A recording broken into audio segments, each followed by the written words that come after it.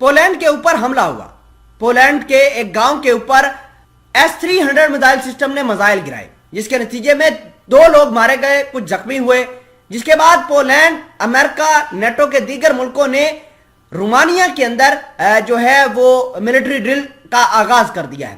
یہ رومانیہ ایک یورپی ملک ہے, چھوٹا ملک ہے جہاں پر امریکہ کے بہت سارے بیسز ہیں. اس ملک کے اندر پولینڈ, جرمنی, فرانس, اس کے علاوہ ناروے, سویڈن جیسے ملک جو ہیں جنگی ریہرسل کر رہے ہیں. ناظرین گرامی, اس کے علاوہ بڑی اہم خبر یہ ہے کہ ان جنگی ریہرسل میں نیٹو نے اپنے ہتھیار اور اپنے جو ٹینکس ہیں وہ لائے ہیں. اپنی فوج کو ایک بہت بڑا ٹاسک دیا ہے کہ کس طریقے سے ڈمی ہتھیاروں کو بنا کے, ڈمی ایک سائٹس کو بنا کے ان کے اوپر اٹیکس کرنا ہے. بیسیکلی یہ رشیا کے انفراسٹرکچر کو تباہ کرنے کی کوشش کر رہے ہیں. تو لہٰذا پولینڈ کے اوپر حملہ ہوا ہے. رشیا کی جانب سے ایک تھریٹ الرٹ بھی جاری کیا گیا تھا کہ ہم تو یورپ کے 4 ملکوں کے اوپر اٹیک کر سکتے ہیں. یہ خبر آنے کے بعد آج رومانیہ کے اندر جو ملٹری ڈرل ہوئی ہے یہ انپریسیڈنٹڈ سا ہے. اور آپ کو یہ بھی بتا دیں کہ سویڈن کے صدر نے ایک مرتبہ پھر کہہ دیا ہے کہ ہمارے اوپر ہو سکتا ہے کہ رشیا اٹیک کر دے, لہٰذا ہمیں جلد از جلد نیٹو کی ممبرشپ الاٹ کی جائے.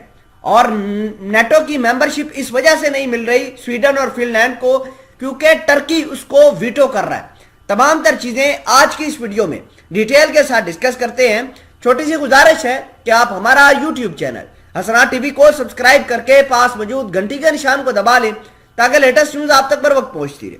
دیکھیے کہ پولینڈ کے اوپر حملہ ہوا. امریکی صدر نے ڈائریکٹ الزام صدر زیلنسکی کے اوپر لگا دیا کہ یوکرین کی سیکورٹی فورسز نے ہی S-300 میزائل سسٹم کی مدد سے فائر کر کے پولینڈ کو دہلایا ہے.